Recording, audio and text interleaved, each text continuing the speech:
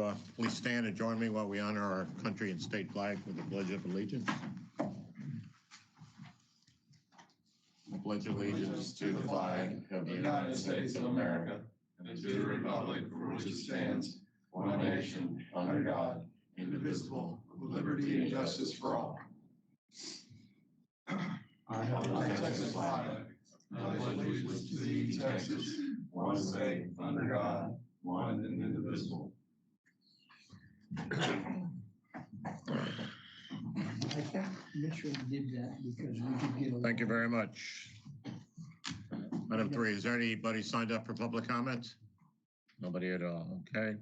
Item 4, consider an act request for adjustments. Mike, is there any requests? There's a request that was presented last month, if you remember. Customer called, had a leak. A customer called our office, wanted to know if their meter was showing a leak. We identified the meter was not showing any abnormal usage, any high usage. This particular customer owns 2 lots and has his own personal water well. So we believe the customer believed he had a sprinkler leak. That's what his water well runs. I've got our superintendent here, Randy Edwards, in case the customer showed up, which he indicated he was going to be here, in case there were any questions about what happened in the field. We believe the customer took it upon himself to dig up a wet spot in his yard, thinking it was his sprinkler line. It turns out it was our service line. It was not going through his meter, which is why we didn't show we had a leak. He sent us a bill for his efforts to find, quote, our leak, and he wanted to be reimbursed. And we discussed it last month. The board declined to act on that. I informed the customer, and he said he wanted to come today to talk to the board in person. I don't know where he is. Okay, well, we ruled on it last month, so we don't have to take any action on it, correct? Correct. Okay, I'll let him know. Okay.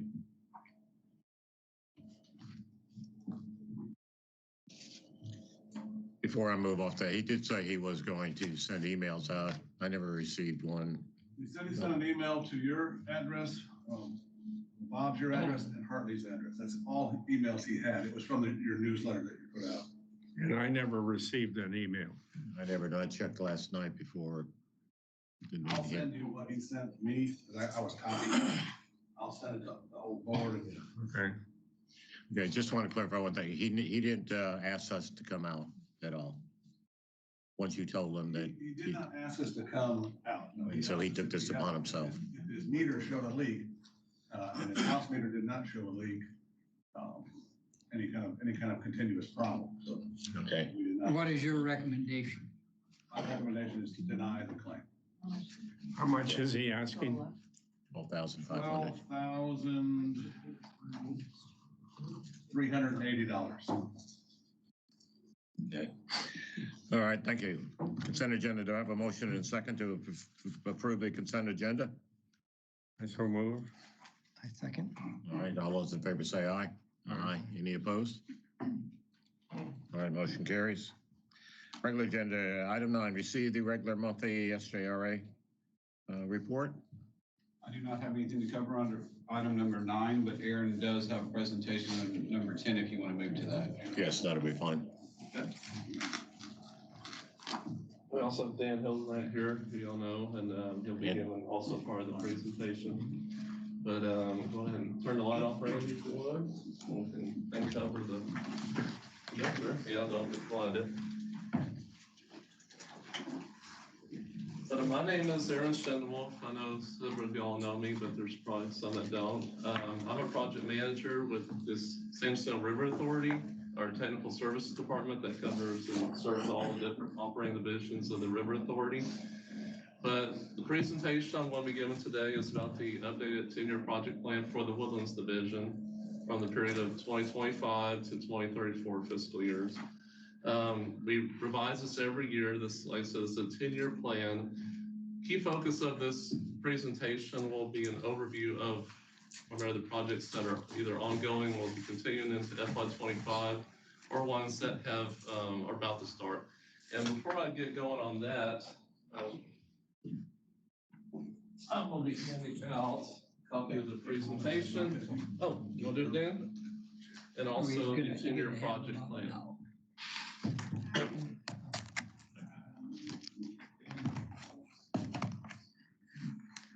I already got Mr. McIntosh probably already has one. Yeah, last week. I have one of each.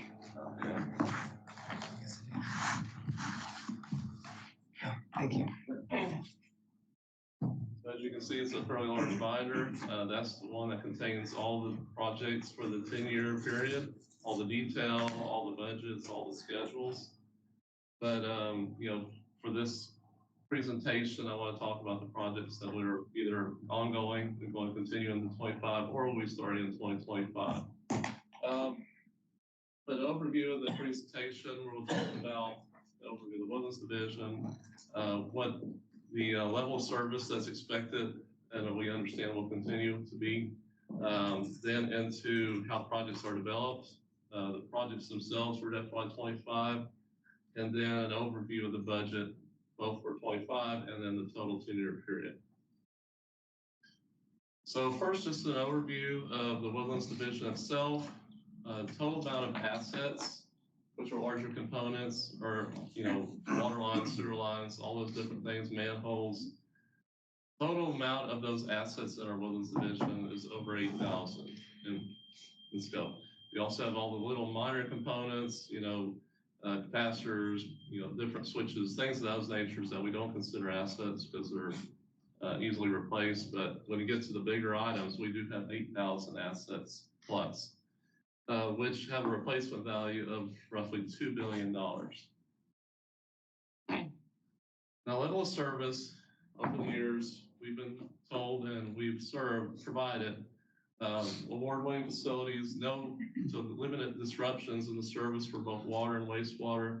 We've had one boil water notice over the past 50 years, and that was on the customer side of the sample site, not even in our system, but we had to report it.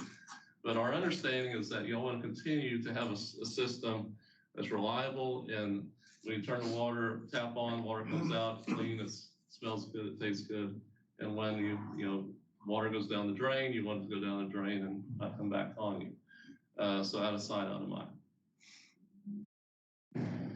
How projects are determined? Well, we have a comprehensive asset management strategy, both in a plan format, also in a enterprise asset management system software where work orders, where corrective maintenance is captured for all these individual assets as it occurs. It keeps track of the money that's spent on those assets, the remaining useful life of those assets, and what the criticality of those assets are, both in terms of condition and also what if they fail, what is the result of that failure. Also, we have studies that have been occurring, and I'll get to that in a second a little bit more.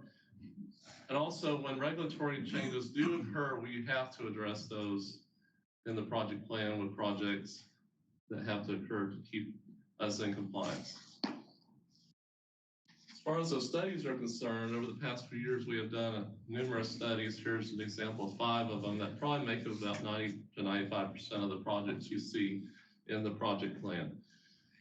Ranging from the ones that cover the new wastewater or water reclamation facility and wastewater improvements, to water wells, to water system assets such as the AC water lines and ESTs, water wells, gravity lines that are not addressed in the part of the optimization project, and then wastewater facility number 2, which is different than the water reclamation facility we've been talking about, where ongoing maintenance and projects need to occur to keep that system and facility in operating condition. As far as the total 10-year project plan, the main key projects, big ticket items, are the water line evaluation renewal, the new elevated storage tank, and on the wastewater side, the new water reclamation facility, and the optimization of that collection system to that new water reclamation facility. So first of all, and I want to go into those, those projects like I talked about that are either started and keep going into 25 or about to start in FY25, so starting in September of this year.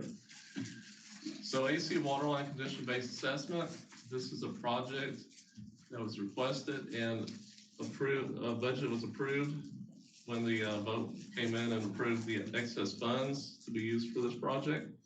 But this is a project that'll be going and looking at all our AC, asbestos cement water lines, doing data analysis, field and laboratory testing, both in a destructive manner and a non-destructive manner. Also looking at the socioeconomic impacts of when you have water disruption, what can that cause in your community and what are the costs of that?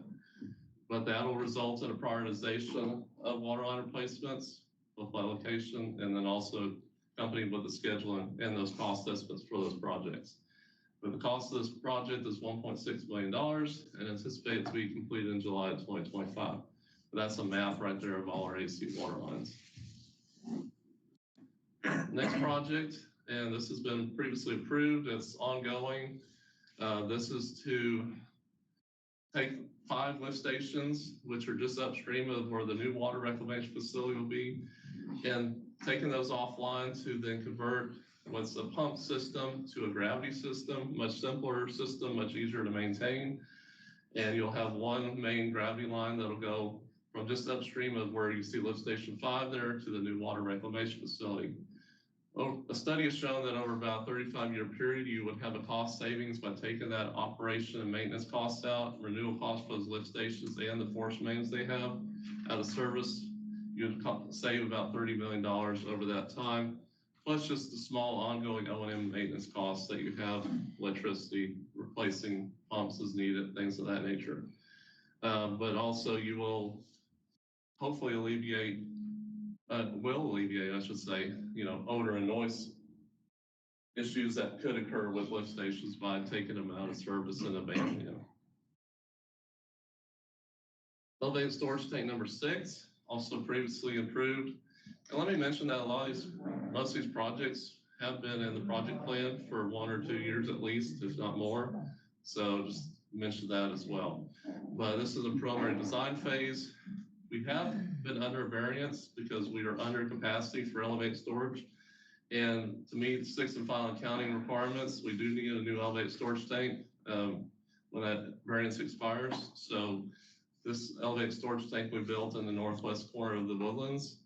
Also, it helps with additional demands when you have them, such as fire flows and high demand periods during the summertime. And it alleviates risk if you have another elevated storage tank nearby out of service. If you have a fire or something like that, you take away the risk of, losing elevated storage capacity and drying up the system. South Shore gravity main rehabilitation. You can see the condition of these lines from that photo at the top right. But it's also underway. It's in the final design phase. But this is for the rehabilitation of the system directly just north of that lift station 5 that we talked about in that previous project. But this is to rehab about 6,700 linear feet of 42-inch and 36-inch ductile iron pipe in those areas you see, and that where the colorized sewer lines are shown on the map. Wastewater facility number 2, tertiary filter improvements, also a project that's been previously approved and underway.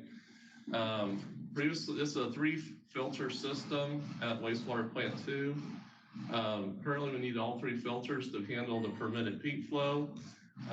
However, when we put in rehab basin 3 previously, we were able to find out that replacing a sand filter, which is what those 2 that we're going to rehab currently are, with a cloth media filter, you can triple the capacity of those filters.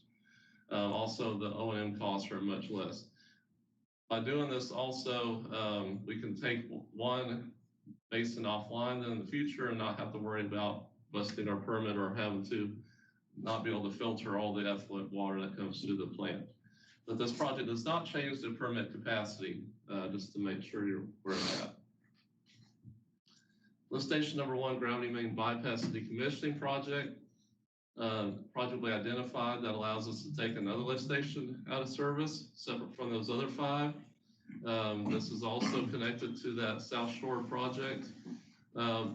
Originally, when this lift station was put in place back in 1975, a force main went down to wastewater plant 1.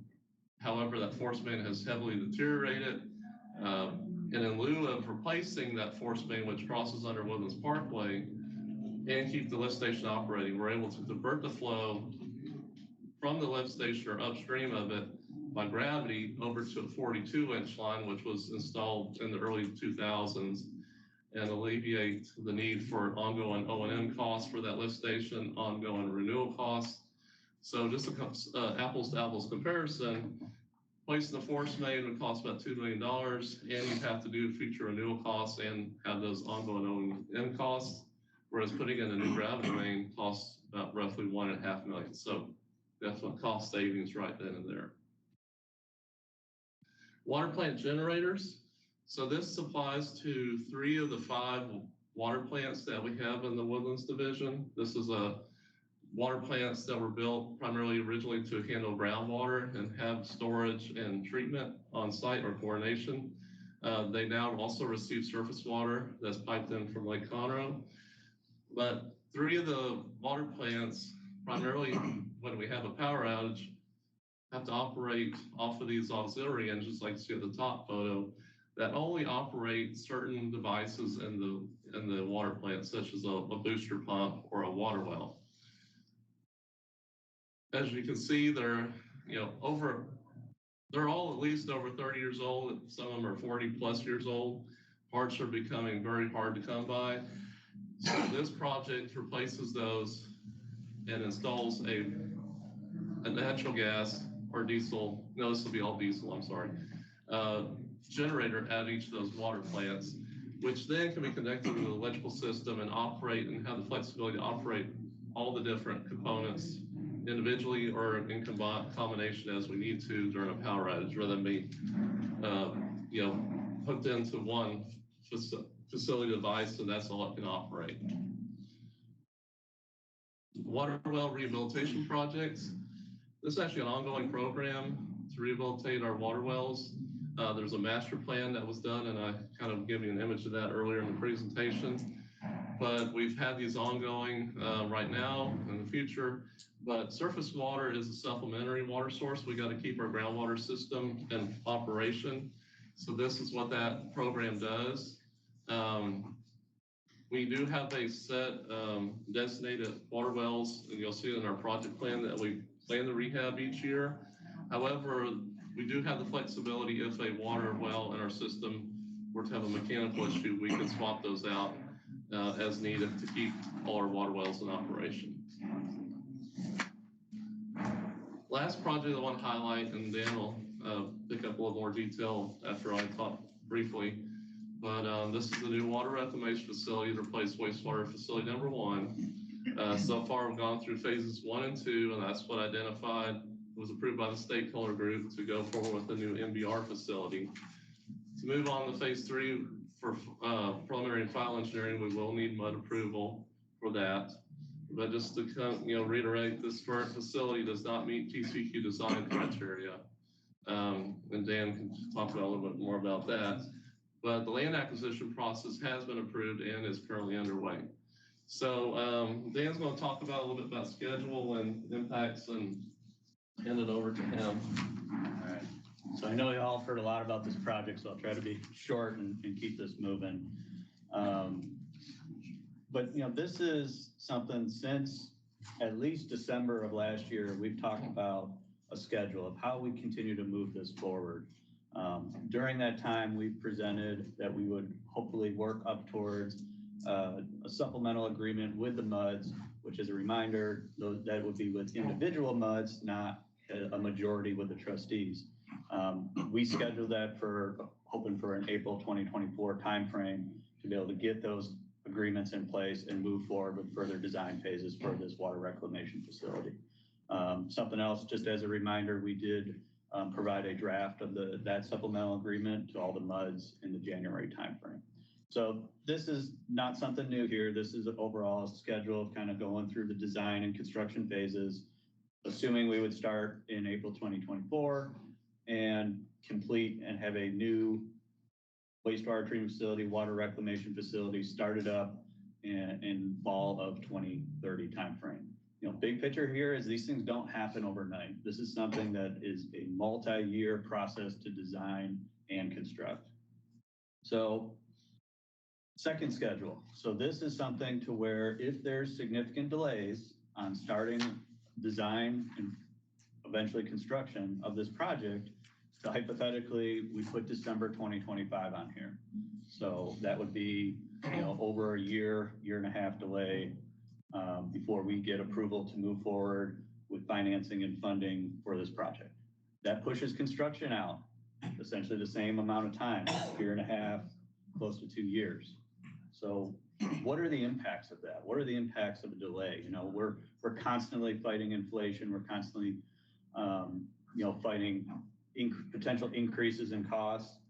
So what we tried to do is to put together essentially a list of everything we could think of that would need to be either rehabbed or replaced, rebuilt, if there was a significant delay to the project. So taking a step back, we've already put projects on hold. Some of those major capital expenditures for replacement of infrastructure at wastewater treatment facility 1, we've already postponed that because we don't want to have essentially sunk costs if the preferred and selected alternative moving forward is to replace the facility in its entirety. So with that and putting things on hold, whether it's replacement of all the aeration basements or just the reoccurring, replacement of the mechanical assets, that puts an operational risk on Chris and his team to be able to continue operating that plant at a desired level of service. So going back to the slide here on the left side, that left column is items that we feel would need to be addressed if construction is completed after that 2030 timeframe. So if there is any sort of significant delay to that initial schedule we presented, these are some of the items that we feel we would have to replace because the risk of continue operating or risk of failure of that equipment would be increased. So moving on to the right column, that would be if there is even more of a significant delay that pushes the completion of construction out past 2033. Those are another level of items that would need to be replaced in addition to that first column on the left. So we've already presented this presentation to the audit committee. We've presented this presentation to the trustees. There has been a question come up, what are we looking at for, magnitude of costs associated with these columns? So we've heard that. We want to work with y'all to be able to try to get you the information that's being asked across all the MUDs. At this time, we need more time to work with more than likely a consultant to help us pull together some updated pricing with any sort of certainty on the item shown here. So that's something we are continuing to discuss.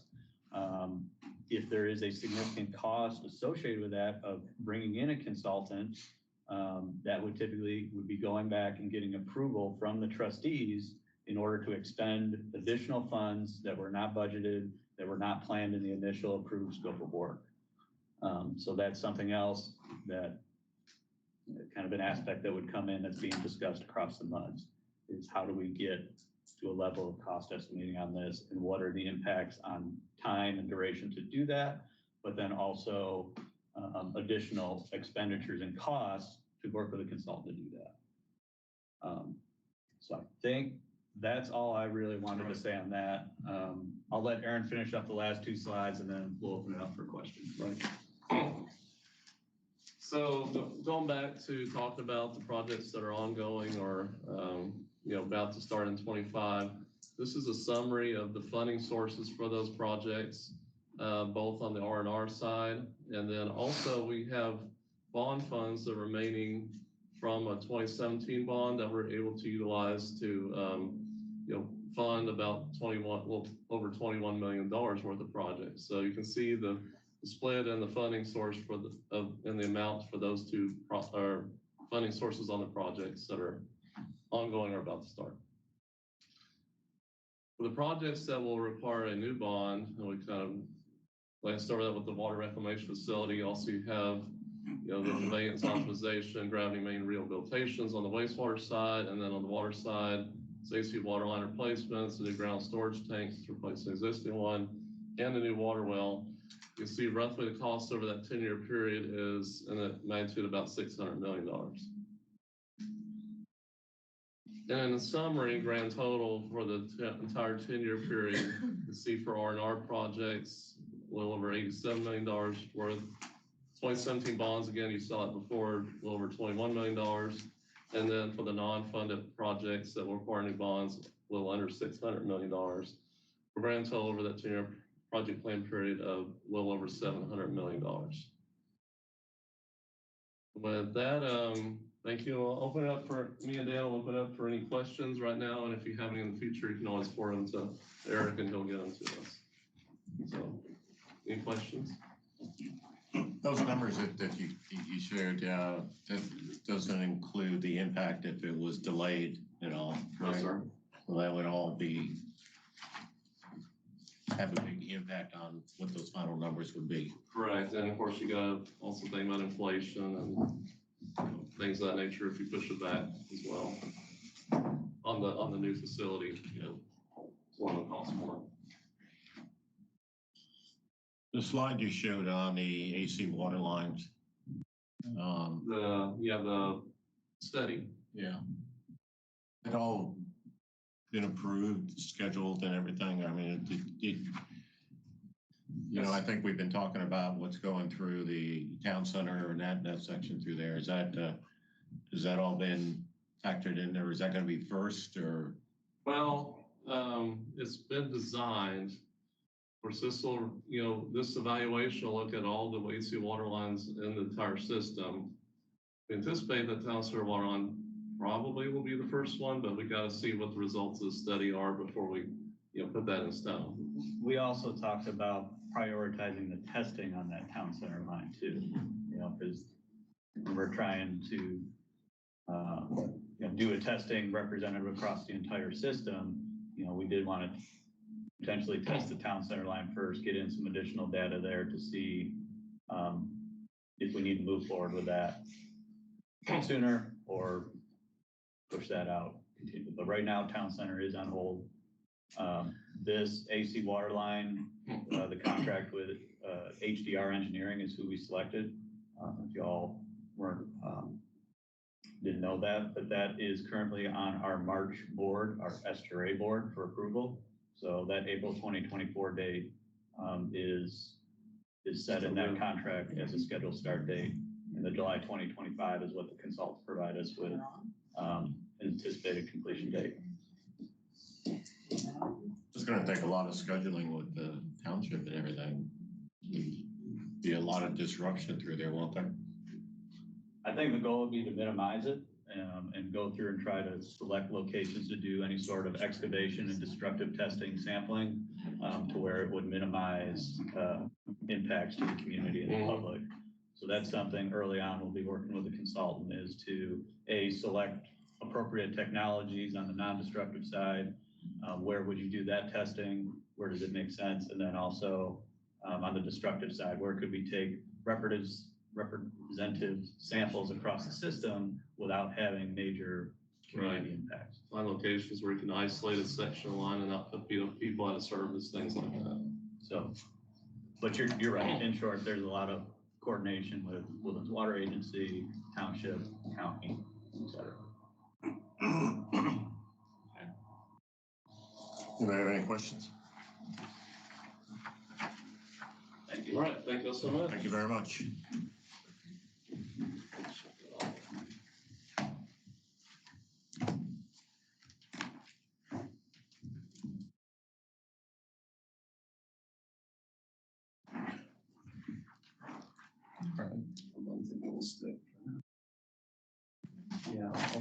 All right, item number 11, we did that. Item 12, update on the Spring Creek detention. Actually, 11, we have not. Oh, all right, I'm sorry. That's all right. I need to pass them to that. Yeah, yours.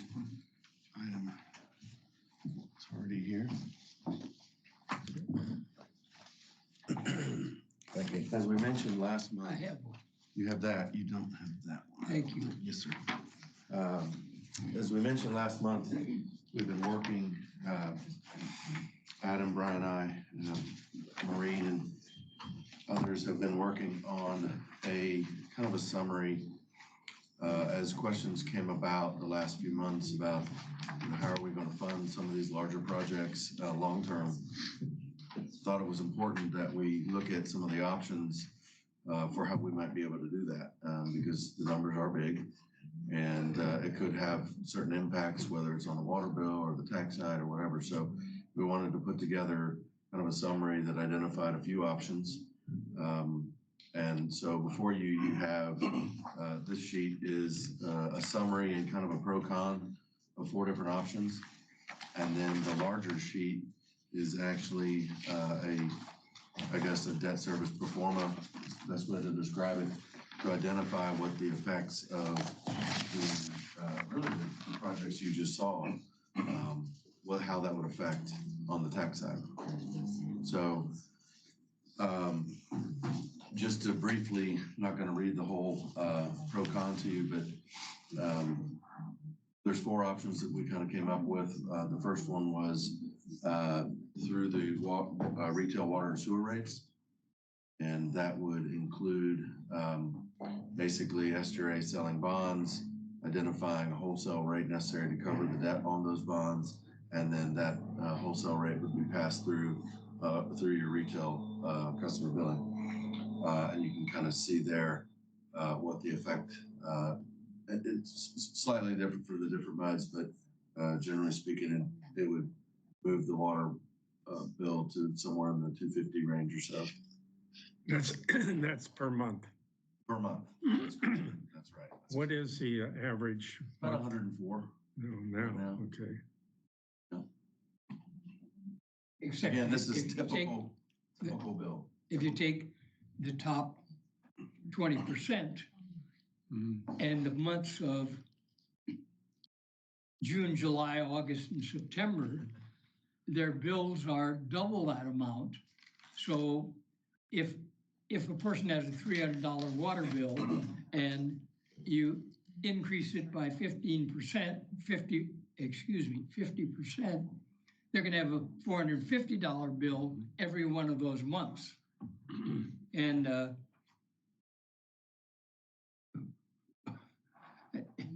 I'm not gonna be around then, but the MUD directors are gonna have a terrible time explaining to their top people who have swimming pools what $450 a month is a lot of money, pay for water. It's going to be a lot of dry swimming pools, I think. Well, and you also have to think about the Lifeline customer too, that's on fixed income, over 65, doesn't use a lot of water, that there still will be a larger bill for them as well. And that could be problematic. So it doesn't just hit the top, but it also hits everybody. And historically, we have always had the MUDs participate by bonding at the MUD level and then repaying. And if you'll notice, we have $250,000 we still owe San Jacinto River Authority on first 2 bonds, and we paid off, as did old MUD 2. The last 2 bonds, we paid cash. And of course, if you pay cash, that takes 7% off the top when you figure your share. And that's because there's 2% for the attorneys, 2% for the financial advisors, and 3% for advanced funding until the collections pay the bonds off. So that's 7% of lost funds that go away if you have money to pay your fair share. And right now, we have enough money to pay our fair share of a $50 million bond, which is going to be their first one, I'm told. So is this going to be presented at all the MUDs? Yeah, and the trustees? Yes. And the proposed action is to come back next month or just action, want everybody to see it, study it and then have comments on it. Exactly. Let me just go through the 3 options. I won't go into all the details, but just to cover what the 3 options in general are. So the second option would be a rollback tax election, which is where the MUDs would go to the voters and get authorization or a vote to raise the M&O tax level to an amount that is necessary to cover this debt. And that's the resultant of that is indicated on the larger sheet. And so what we tried to do is point out what one of the higher months that kind of ramps up and then stays and then kind of goes down as the debt is expired or paid off. And so you can kind of see what that high mark would be for your district. As far as this is the annual additional increase in taxes. So for one, the annual would be just under $1,000 a year, not front. So less than $100 a month. 80 cents. That's really a good option. Yeah. It is, takes voter approval. That wouldn't probably be able to occur until November of 25, probably. So it's not the best on the timing of things, but it might be something that's more palatable for folks, for sure. Option 3 is more of a water bill situation, but instead of basing it off of usage, it'd be based off of a specific fee. So you could identify a specific fee for a resident customer versus a commercial customer. For the purposes of this example, we just used 100, 200. It could be some different variation of that.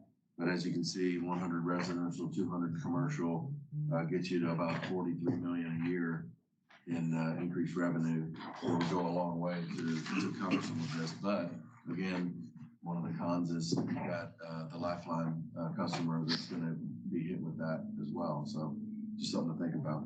And the fourth option is really what Hartley was talking about, having each of the MUDs sell their own bonds. That would also require going back to the voters.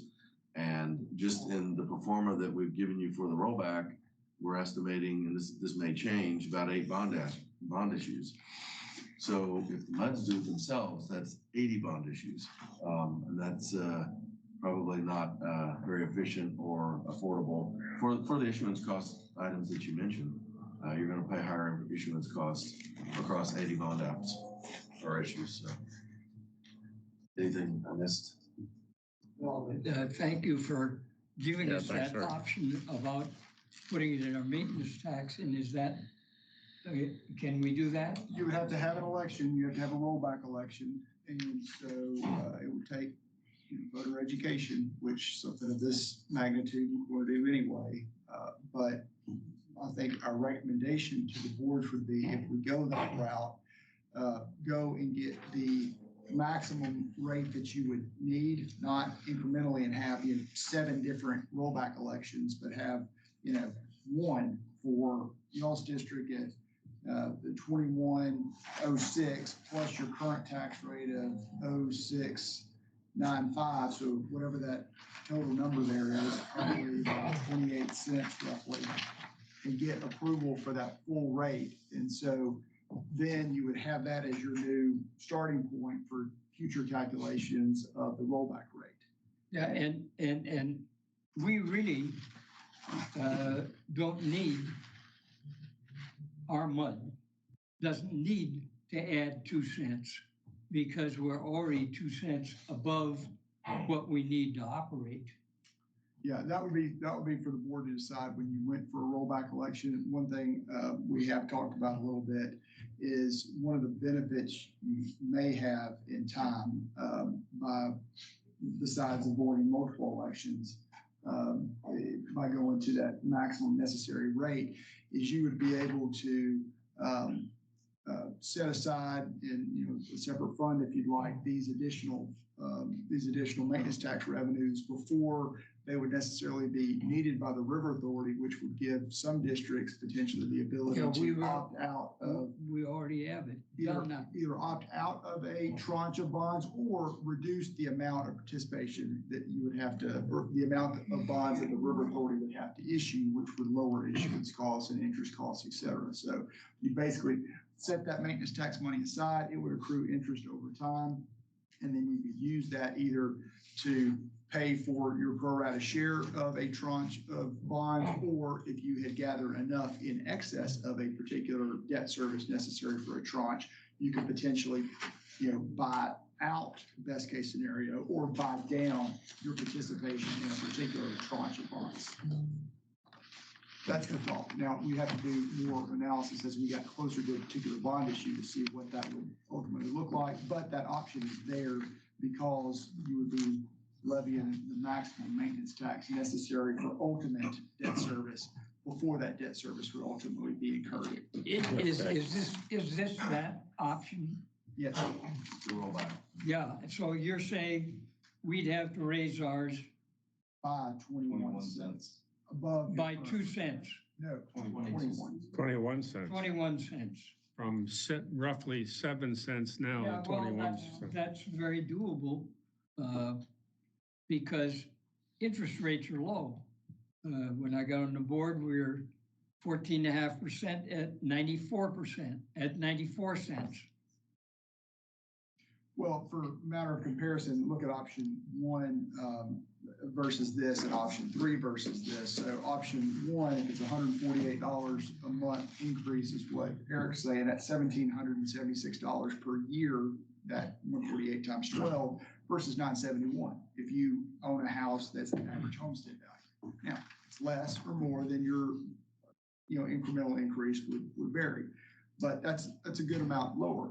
And then the flat rate option that Eric's got on option number 3 for residential, notice that total revenue per year is 43 million. So that's not times 10 years, that's 430. That's not enough. You're going to be about 170 million short of what they're showing at about 600 million necessary. So this doesn't get you all the way there.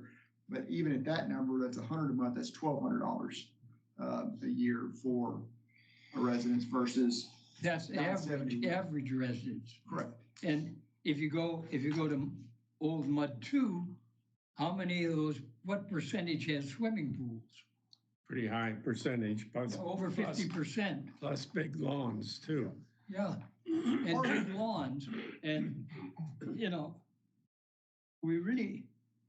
our mud really was have a problem if we put it in the water and sewer rates. Oh, yeah. All of it.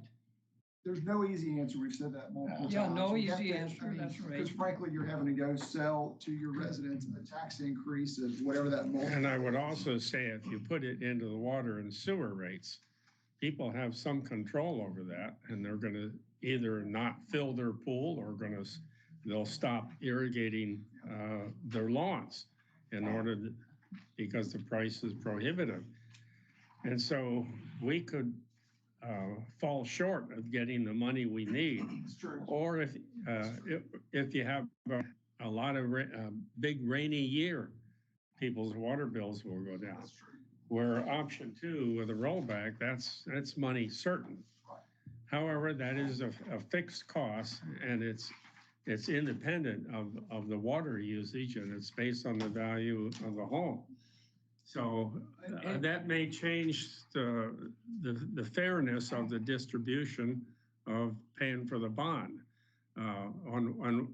because people with expensive properties are going to bear a bigger share, and yet their water consumption may not be any higher or maybe lower than some other people. So but another argument is they can probably best afford it, the people with $1 million homes. So it's No easy I answer. think you're we're right. missing the point here, though, whether a person's got a swimming pool or $1 million home. I think we're missing the point of how it impacts the majority of the people out there. And especially like Eric said, people that are on fixed income. Yeah. Or, retired, not everybody who has a pool. So, that should not even be a factor. But so this is something we need to study, come back and. What I would ask is that as you digest it, send us comments. If you think there's pros and cons, additional pros and cons, let us know. We're happy to add that. We want to be as informational as we possibly can, because this is not a simple task to. And Are we we want looking all at a the time muds to frame? do the same. If we have a rollback, it's gotta be all the muds. That's the difference. Should, yes, it should be. If we have a rollback, we gotta have all the muds roll back at the same time. Yes, And as the general manager tell you, we got a couple muds that got a real problem right now in the reserves. Yeah. So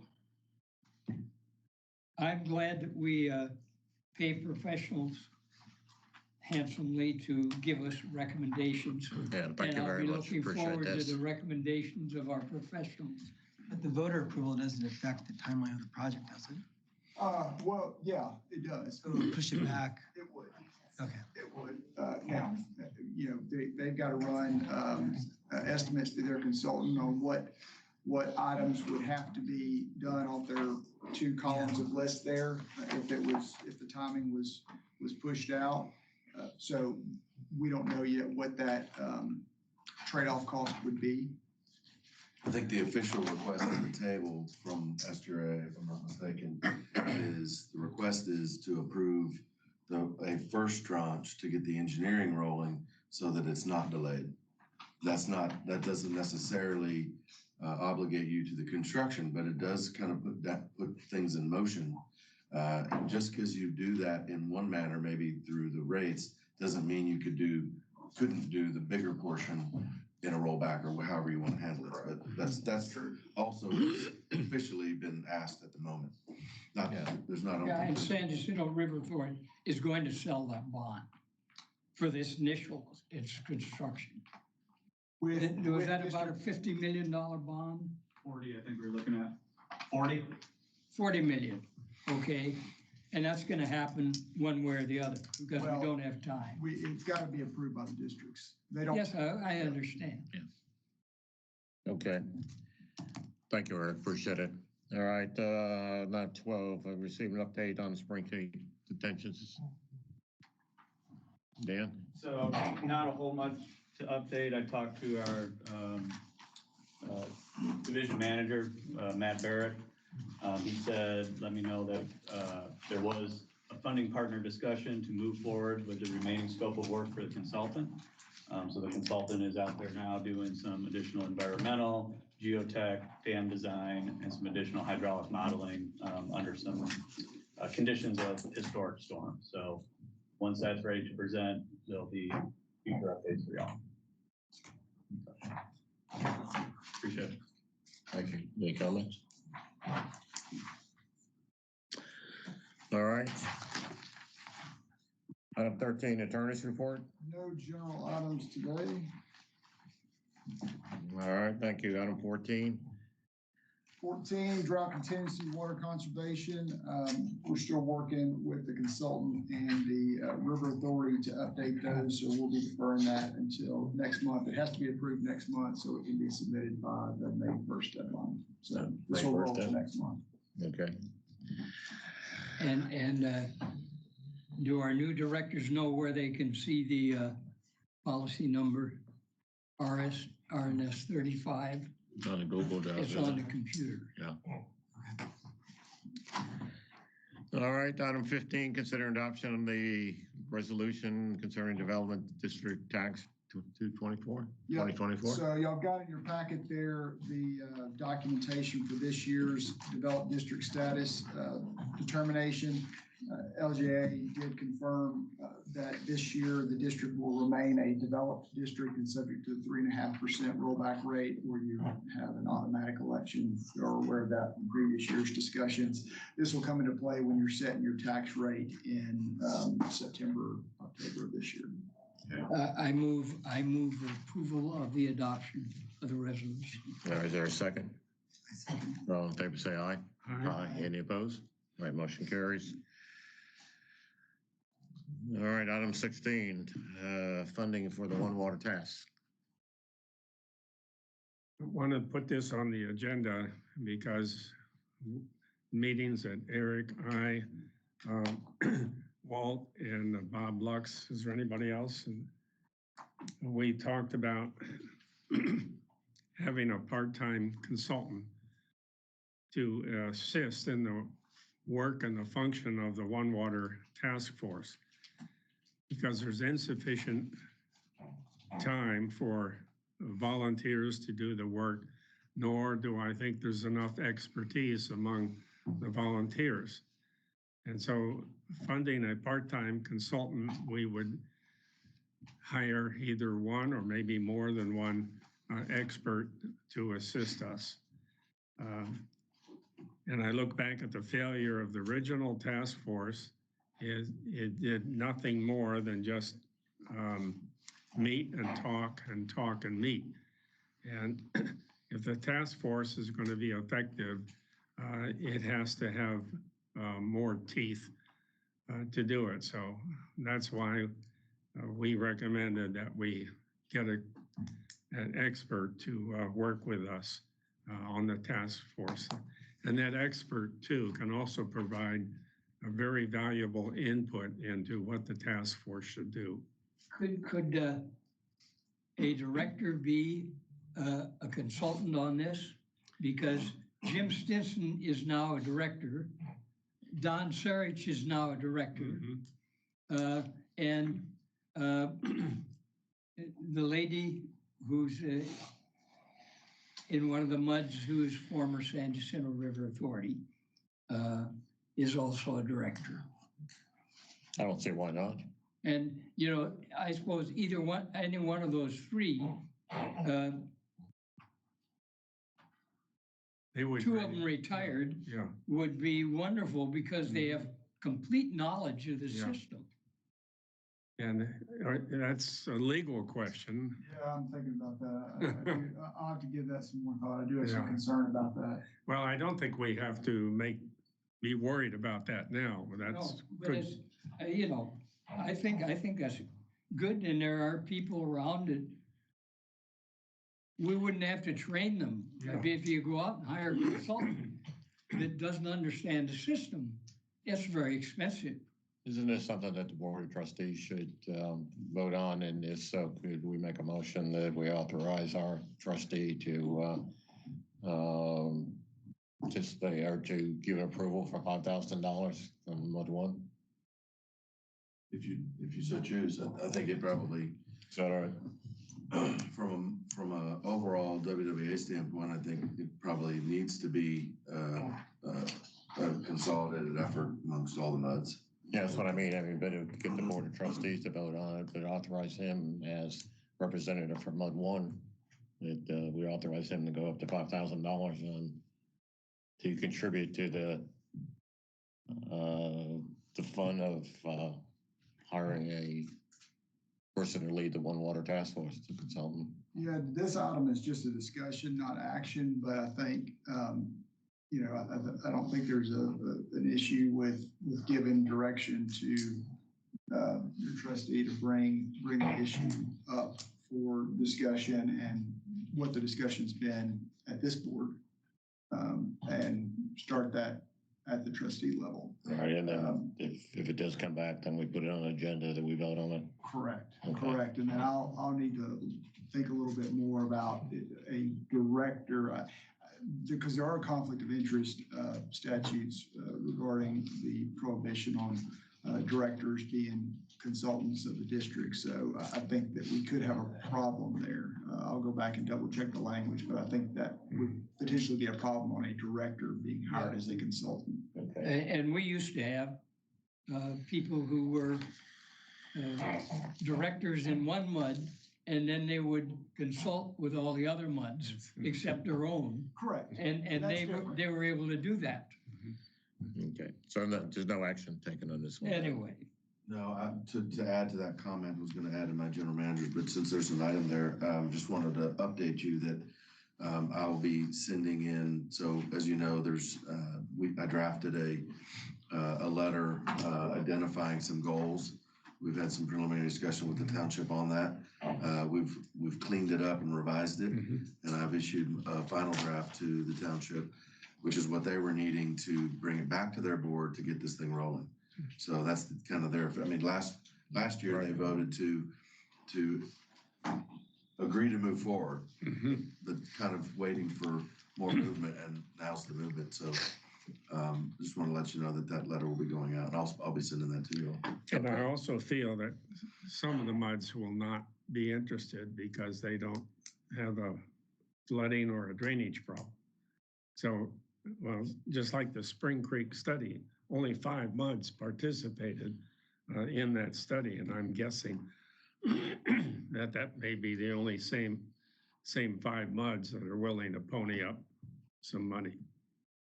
And some MUDs just don't have the money, like MUD 36. 4749. Okay. All right. Thank you, Eric. Can we move on to 17 in the general manager's report? Sure. Just wanted to update you on a few things. I attended and Bob did as well, the Gulf Coast Water Conservation Symposium a few weeks ago. It was a good event. Identified some things that actually we're doing already, so that was nice. George's Coffee, I made a presentation with SJRA yesterday morning to the George's Coffee Club. I think that went pretty well. Basically just went over essentially what Woodlands Water is, what the MUDs do, our responsibility, Central River Authority, what we do, what they do, and then talked a little bit about the incoming infrastructure renewal that's before us. So It's an excellent job. I think it was well received. Yeah. Thank Great you. job you did. Thank you. There was a question that was raised that I said I'd bring up in my report. There's some interest in possibly adding to the water bills information about the election, just identifying the date and that it's coming. And so I'm just going to open that up for discussion if possible. Well, historically, when we've had a contested election, we have put out with the water bills a flyer saying election, it'll be held here, because we used to have it held here. And people weren't used to that because it wasn't a special or general election run by the county. But this time we have 7 people running, and what we had done when we held the elections here, on the ballot, we had we had a indication of who was the incumbents. And you can't do that on the ballots when the county runs it. And so one way to have people recognize who are incumbents is to send out a flyer saying, got election, we got these 7 people. And then you indicate who the incumbents are on that flyer, and where early voting is. And I know that old MUD 40 is all in precinct 48, and I don't know if all of MUD 2 is in one precinct now. I don't know the answer. Yeah, they've made a lot of changes in the precinct since I've been involved. Is there any problem doing that? As long as it's informational, and as far as what Hartley described there, I don't see anything that veers out of the information lane into advocacy. Do you need to approve it or look at it before it goes in there? Just to I make think sure. that's how we have typically done it. Eric would work to prepare that. I think generally for a district that asks for it, or across the MUDs, and I would typically want to be able to take a look at it just to make sure that there's nothing in it that's advocacy. I mean, you've got a great No staff advocacy. here. Is that something we need to make a motion on? Go ahead. I have another question on that. This is receive and interact. This is part of the general manager's report. I would think you would go ahead and get direction to your GM to issue that, yes. Okay. All right. I make a motion then that we allow a flyer to be put in the bills that show the candidates and who the incumbents are, subject to approval by the attorney on the final document. And so real quick to clarify, is it something that you want a separate insert, or for us to use the back of the the bill where we often, well, every month we utilize that space to push out some sort of. Well, I think it's easiest since it's mud particular to put it in the buildings.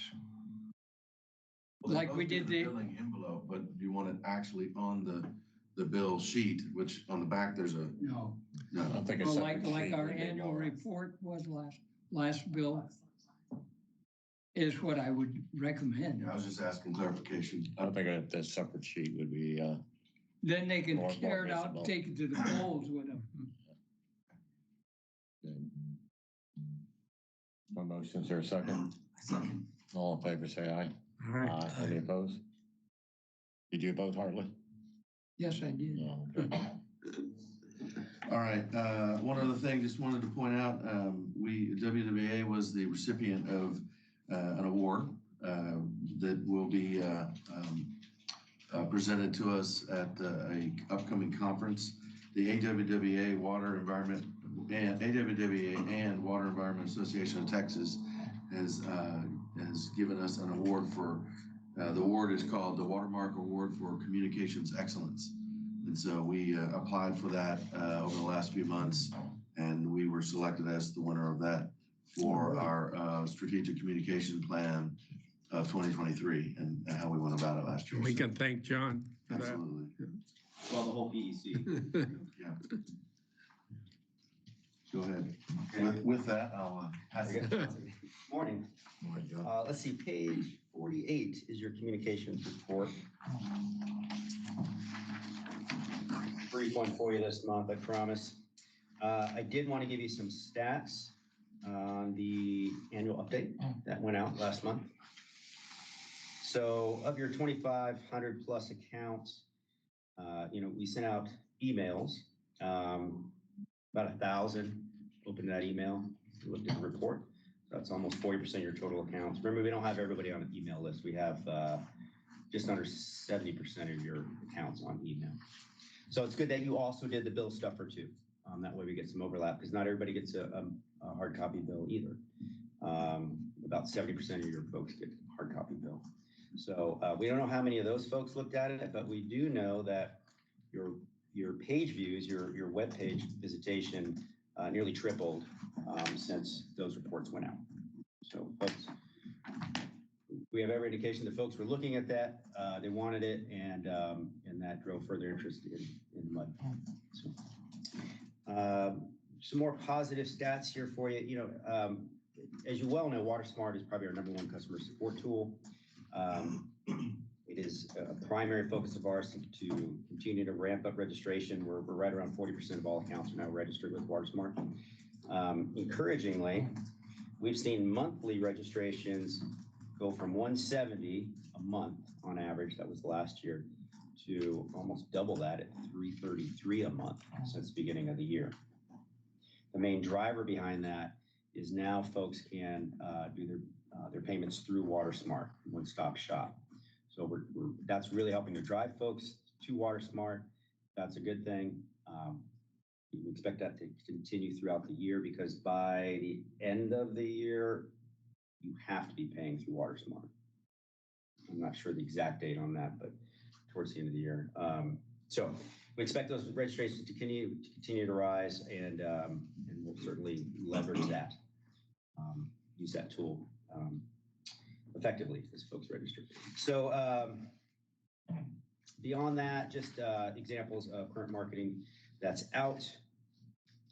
And then our outreach calendar there on page 50, you can see what we've been doing last month or so, and then some upcoming events, including a big one at the township on the 13th. That's the emergency preparedness event. If you want to come out and talk with folks, that's a good opportunity, that one on April 13th at the township. And I guess just to end with a question for you, did you want to stuff that election information in this upcoming April, March bill, or do you want it to go out in the April bill that will go out? It's got to be in the next bill because the election's early in May. Yeah. So this coming bill. Yeah. Okay, we can get that done. Okay, thank you. Any questions for John? Yeah. How much money are we going to save since the Woodlands magazine is only gonna be every other month now. Well, and we're not advertising anymore. It's a different business model. The township, is assuming all costs on that. So we won't have an ad in there because there are no advertisements going forward. You're not gonna put ads in it anymore? Well, they're not accepting ads. It's information only. So we will continue to have our regular monthly article, but that ad was coming in around 1,600-1,700 a month. So we'll put that money elsewhere. Good, thank you. Yeah. Eric, everything else? No, I did not. All right. Trustees report on 18. Harley, have anything? Nothing to add. Okay, We went through the same San Jacinto River Authority report that we had here. all right, item 19, recess in the closed session. We have nothing to discuss. Item 20, reconvene. Item 21, discuss any matters to be placement on future agenda. Anybody have anything they want to put on? Okay. Before we adjourn, we had a resident sign up. Can I go back to, does this fall under item number 3 or item number 4? Right? Well, that'll be depending on Mike, is the resident here to speak about the account that you were talking about earlier? All right, so this is number 4. So we can discuss. Okay, because there's 3 open. Okay. All right. Thank you. Sir, you'd like to address the board?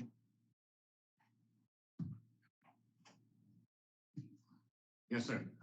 Yes, can we have your name and address, please? Coming out of the board.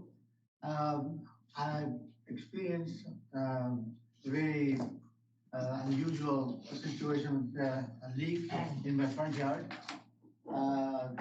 Couple 3 months ago, and the water leaked for several weeks. And it became a mystery leak because the water was on my side of the meter. And I kept on checking with the customer service, the water company. And there was no unusual, on the meter, there was no unusual of the water flow. But the 3 to 4 gallons per minute water was flowing out. And this happened in December, January, in a couple, 3, at least for a couple of months or so. So finally I had no choice but to, I was told that I had no choice but to fix the leak and because it was on my side of the meter. So it was in the front yard. So I incurred the cost of finding the leak. And then I found out the water was not from my meter, it was water from the water company's water that was going through my yard. And nobody knew why this water line was, 1-inch line was on my side of the meter, in my front yard. Somebody told me that this water line was going to the back of the house. Somebody told me that this water was going to the next neighbor's house. So that wasn't the case. I talked to Mr. Edwards, and he explained to me that there was the water from the water company's line was somehow in a cul-de-sac. It goes through the company's water that was going through my yard. So anyways, I incurred the cost of fixing the leak, finding the leak, and it take 3-4 days. So I incurred the cost and I then submitted the bill for reimbursement. And it was denied, so Mr. Mooney suggested that I come and talk to the board and explain to them that they will reconsider the decision of the reimbursing the cost. I did incur the cost because even if you have found that out that the water company would have to pay to fix the leak and I somebody to fix the leak. So I'm here to just request a reconsideration of the decision to the reimbursement. Did you request anyone from Woodlands Water to come out and look at this situation before you undertook having? Several times here, they say if it's on your side of the meter, it's your problem. So you got to figure it out.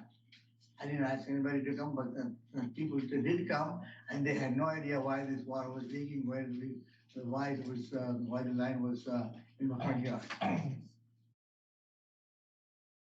So, and now the leak is fixed, so. When you, when you discovered the leak was on our side of the meter, at that point, who made the decision to go ahead and fix it at your, you made the decision to go ahead and fix the leak on our side of the meter, is that correct? Not your side of the meter, it was on my side. The water was leaking in my yard and on my side of the meter, you know, the house. I'd like to hear your view. You went out and. I did not personally go out, but Tony went out and, we got the call after they had dug up the water line and said that there's a 1-inch line that was leaking and it wasn't from his sprinkler system. And then when Tony went out there and checked on it, and it was a 1-inch service line that's actually feeding the next door neighbor. It's on our. To their meter, but it's our service line coming from the main to the meter. It wasn't going through his meter. So when the customer called and wanted to know if he had high usage, we told him no, because it wasn't on his side of the meter. And we have the resources on our staff to have fixed the leak without. We did fix the leak. Yeah. We did fix the leak. No, After we were called out there, Tony went out there and met with the homeowner after they found the leak, knowing that it wasn't his line. That's when we determined it was our service line, and we got a crew out there to fix it. Anything to do with his sprinkler system is on his side. Right. It's private. Yeah. It's off of a private water. Private water well. I guess the question that I have, once you saw that it was, you called Woodlands Water to see if there was high usage, and we said no, that there wasn't. And then you undertook the task of having someone come out and start digging around to try to find where this leak was. Okay, so then, but you never asked us to come out and look at the leak at all, correct? No, because I was told if it is on your side, it's your problem. So there's no point in asking somebody to come and take a look. Who told you it was on your side? Pardon me? Who told you that the leak was on your side? The customer service. We told him there was no leak on the house meter side. He has no sprinkler meter. He's not tied to our system for the sprinkler. So if there is an irrigation leak, it won't be metered, and we have no way of knowing that. Right. And since it's a private water well that's used for irrigation, it's up to the homeowner's responsibility to figure out if there's an issue on the sprinkler system itself. And again, what was the request for reimbursement? $12,380. $12,000? Yes.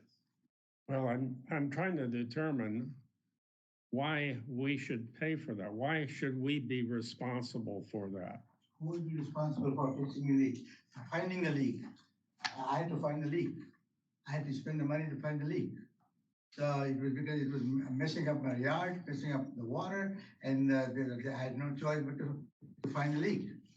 And I was told I had my side of the meter is my problem. I had to do it. And then it turned out that the water was not mine, but water was yours. Water company's water. Well, since we've already acted on this twice, but we now have the presentation by the homeowner, I would recommend that we add it to the agenda next month. Okay. For another reconsideration. Is there any comment on that? Is it possible for us to go out for a site visit? Since we're talking about that much money. What? Yeah, we could go out and visit the site and. Would you allow one of us to come out and look at it? Absolutely. Sure. Yeah, I would agree with Hartley to put it back on the agenda. Put on the agenda for reconsideration next month. We've already acted on it twice and disapproved it, but with your additional information, I think we ought to investigate further. That's fine. Appreciate that. Thank you. We need a motion on that? Not to put it No, on it the just is an agenda. agenda item. We're gonna add it as agenda item next month. Reconsideration.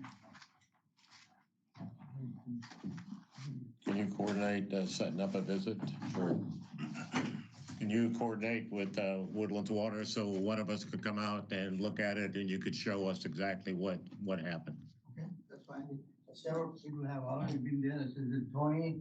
There was another gentleman who came over there and they had no idea where what. Yeah, $12,000 seems like somebody was certainly believing their efforts were very valuable. $12,000 to find a water leak is a lot of money. It is. Finding the leak was not that easy. It's 5-6 feet deep, and also there were all bushes, and there was a lot of shrubs over there. Yeah, It was not easy to find it. It was not an hour or 2 hour job to find the leak, sir. well, we have to get more information and we will reconsider it next month. And you're going to go inspect I have no along with our problem if people. somebody wants to go with me. Okay, yeah, myself and Andrew will go up. And we'll coordinate the timing. Okay, Appreciate it. all right, thank you very much. Thank you. Thank you. All right, item 22, do I have a motion and a second to adjourn? I make the motion to adjourn. All in favor, say aye. Aye. Motion carries. Have a good week. Good.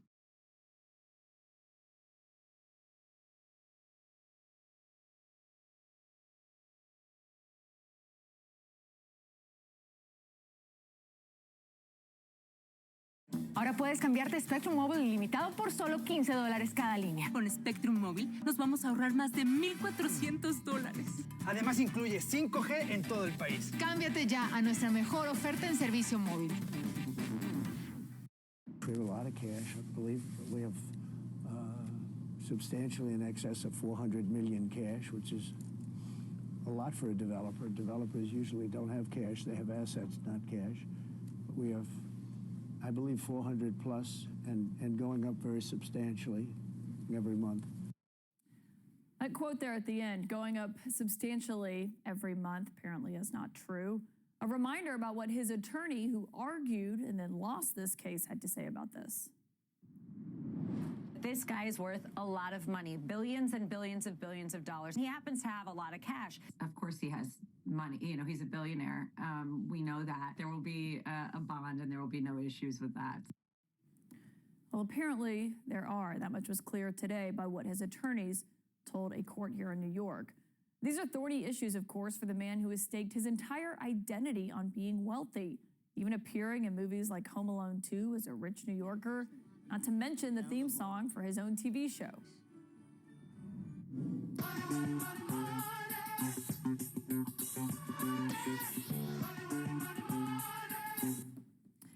It is no surprise what's on Trump's mind tonight. He often makes that quite clear on his own website, and he posted just a few moments ago that a bond this big is, quote, practically impossible for any company to pay, possibly foreshadowing that not only does he not have the money right now, it also may not be coming by the deadline. I'm joined tonight by the man whose testimony jump-started the New York fraud case and stands to be a key witness in the one criminal case against Donald Trump that could go to trial before the election. He spent more than a decade working as Trump's personal attorney before writing the book Revenge and hosting the podcast Mea Culpa and Political Beatdown. Michael Cohen, welcome back to The Source. Great to have you here. I just wonder what you make of this prospect that you know, your former boss finds himself in, of having his attorneys go and say, we're not going to be able to post this bond right now. Well, in 2018, you may remember when I spoke before the House Oversight Committee with Elijah Cummings, and I stated that he's a con man, he's a fraud, and he's a cheat. Once again, what I stated holds true. Donald Trump doesn't tell the truth, whether it's about his finances or about anything. We actually have that moment, because I was looking at that today and thinking about that. At one point, you were speaking with Congresswoman Alexandria Ocasio-Cortez. This is what you told her. To your knowledge, did the president ever provide inflated assets to an insurance company? Yes. And where would the committee find more information on this? Do you think we need to review his financial statements and his tax returns in order to compare them? Yes, and you'd find it at the Trump org. Did you ever think in that moment that we'd be in a situation like we're in right now? No, I didn't. I didn't think that they would ultimately take it to this length, even though it's not a difficult case to prove. If something is worth $1, it's worth $1. If it's $10, it's worth $10. It's not worth 100, which is what Donald had done. And remember something, every statement that I made to Congress was backed up by documentary evidence. Consistently, they would post something up on the board to show a document, whether it was a check or some other form of documentary evidence to the members of Congress in order to substantiate and validate what I was saying. And I want to talk more about your testimony, but on what happened today, the fact that his attorneys are saying 30 companies, they went to them and they said, no, we're not going to underwrite this bond. Obviously, they don't like having real estate as collateral, which is where most of his net worth is tied up in. But I wonder, just as someone who knows him, how you think he took that. Yeah, he didn't take it well. But I understand the reason why the bonding companies don't like real estate as an asset. First of all, people don't understand that Donald's basis in these properties are extremely low. For example, 40 Wall Street, $1 million was his acquisition. So if that property gets sold, Uncle Sam is waiting at the lawyer's office to collect its tax, and tax comes first. After tax comes mortgage, and after the mortgage that he has onto it, whatever the remaining amount is, that's what he'll be able to use in order to satisfy this So you're saying 500. that even if there was a fire sale, basically, it would just only create a whole nother subset of problems for him. Because a fire sale is even worse, because it reduces the amount of money that ultimately would be left for him to use to pay off this $500 million debt. Mark Levin, the Fox host, tweeted just a few moments ago and asked, why are there no Republican multi-billionaires offering to lend President Trump the funds to file his appeal in the outrageous case in New York State? Are none of them liquid enough to help or join with others to help? This is an outrage. Yeah, well, good for Mark. He should be the first one to start donating to Donald's fund. And who knows? The real problem that we as Americans need to be watching is where the money, if at all, comes from. Is it going to come from Qatar? Is it going to come from Saudi Arabia? Could it come through some back channel oligarch from Russia? If in fact that happens, just think about the danger that Donald Trump is putting America and our national security at risk. He will now be indebted to a foreign entity. And as a potential president of the United States, imagine if, God forbid, a million times that he wins. Imagine the indebtedness that he will have to a foreign entity over the benefit and the needs of America. Do you think that should be a very real concern for It should be a real Americans? concern to every American who's going to be voting come November. You know him. I just wonder what you think is on his mind tonight, just looking at the fact that this is due in a week and they don't have the money for it. Yeah, he's really angry right now. That's what happens when Donald gets frustrated, he gets angry, when there's a situation that is completely out of his control. And we know that it is out of his control. 30 different lenders said, hey, thank you, but no thank you. We just can't do it. And he's not wrong about that. To post a $500 million bond is not easy to do, no matter who you are. Now, to be fair, there are plenty of billionaires that could stroke that check in a heartbeat, and many have who have had issues for substantially greater than $500 million, which brings me to the point that Donald is so fast to call for everyone to be charged with perjury. That's his new thing. He likes everyone to get charged with 1,001 violation, myself included. What about the fact that he swore under oath to Judge Engoron that he had more than $400 million in the bank? Well, I'd like to know where that money is. Where's the $400 million that you swore under oath that existed, that Alina Habba and others had come out and stated, yeah, he's really rich, he's a billionaire, and he's got the money. As they said in, what do you call it? Tom Cruise, show me the money. Can I ask you Jerry about Maguire? Jerry Maguire, can I ask you about the other development today, though, that happened here in New York, which is in Trump's first criminal case that could go to trial before the election? It's been delayed, but the judge did deny an effort by Trump's team to block you from testifying, and Stormy Daniels and Karen McDougal saying, yes, you can testify at that. That trial has also been delayed by at least a month because all of these documents were turned over to Trump's defense team just recently, including your phone records, some of your text messages, your phone calls. Is there anything in there that could help Trump's legal team and hurt prosecution?